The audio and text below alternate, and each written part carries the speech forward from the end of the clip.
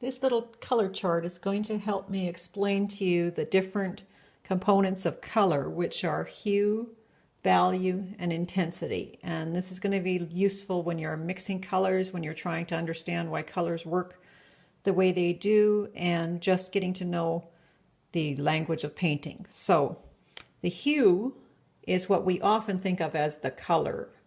So the hues along the top of this chart you will see are red purple, red, red orange, orange, yellow, yellow green, green, blue, blue purple, and purple.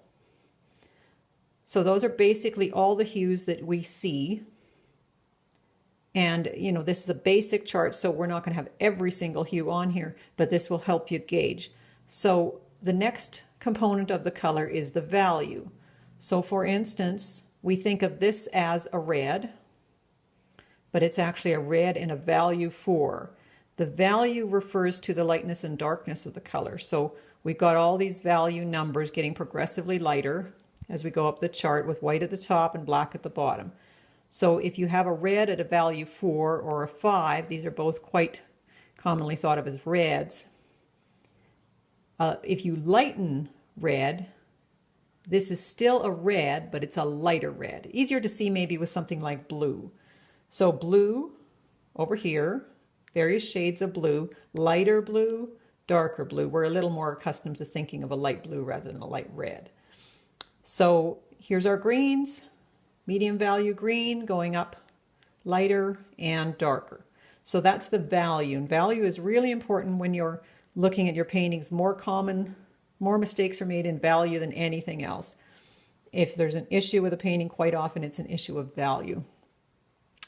And incidentally, when you're painting in a realistic style, the value is the most important component. You can change the hue, you can mess around with the intensity. The value really has to be kept quite close to reality, or it won't read as a realistic painting.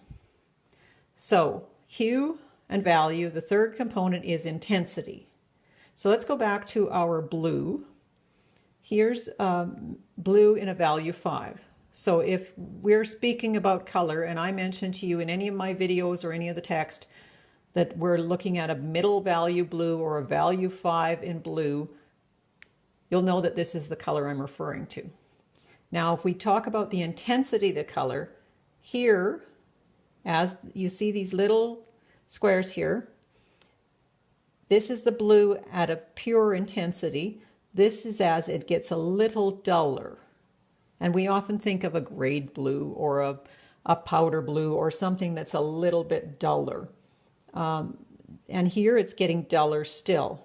And this is really important in understanding colors, because our eyes and our knowledge of mixing of colors, it's sometimes very difficult to determine what color something is as they get a little more muted or less intense.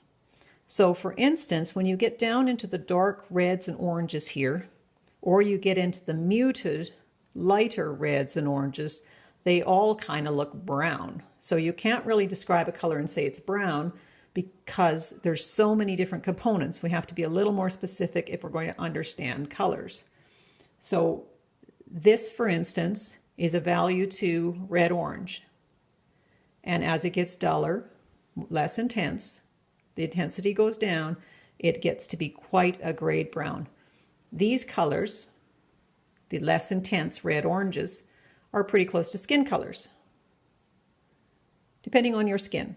So you can see that if you are mixing colors, it's important to know the hue, because those are the pigments you're going to grab. You wouldn't grab a red purple and start to lighten it hoping to get this color.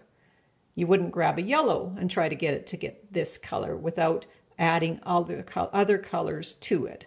So in mixing colors, knowing where your color falls, knowing what it looks like, you know where to start with your color mixture. And you also know what to add to change it to make the color shift a little bit more to what you're looking for. So that's the basics. I'm going to go into a little more detail in the next video. I've zoomed in a little closer on the color chart so that I can better show you an example of how the colors will behave when we're mixing them. So let's say you wanted to mix a color like this. And so you look at the colors you have, and maybe you have red. So this is Pyrrole Red Light, and it's right in here. And then you have a yellow. Let's say we have Indian yellow. How about this one? So you've got this color, and then you have Indian yellow. And if you mix those two by drawing a line between these two colors, they're close to each other, and you will get a color that's very much like this. But perhaps if you were going to use this red, Pyrrole Red Light, and you only had this yellow, this is a yellow-green, permanent lemon yellow, and it's quite a yellow-green shade. What's going to happen with that? Well, you will get a mixture somewhere in here, but because they are so far apart on the chart, what is going to happen to the color is it'll move slightly. It will either get a little more up or down, but most likely it will get a little more neutral. It won't just mix in a straight line. So you would more than likely, because yellow-green has some green and blue or blue in it, it would neutralize the red a little bit. So it would make your color somewhere in here, but a little more neutral. So you're not going to get the color that you want, mixing colors that are too far apart if you are mixing a pure color. If you're mixing something that's a little less intense, a lower intensity, a little more neutral, whichever way you'd like to refer that, then you'll be fine. And if you, same example, if you were using something like a permanent red violet, which is in the red purple, you could not mix that with your Indian yellow and expect to get right in the middle, because again, there's blue in there. Red purple would have a little hint of blue in terms of talking about red, yellow, or blue. So that's a cool red, a little more blue red, and this is a really orange yellow, but they're going to neutralize slightly. So we'll get into some actual color mixing in the next video, but that gives you an idea. So if you mix two colors that are relatively close together, you will get a color in between. Let's say you mixed, back to the previous example, you've got your Indian yellow and your permanent lemon yellow, which is a yellow-green. Those are fairly close together, so you will get something in the middle. It won't be too neutralized. And this chart will help you, even if you mix two colors a long ways away, then you compare your color, the one you got, with what you are wanting, and you can actually move the color slightly by mixing in another color. So we will get into that in the next video, but that's what I mean by the color chart assisting you to mix colors.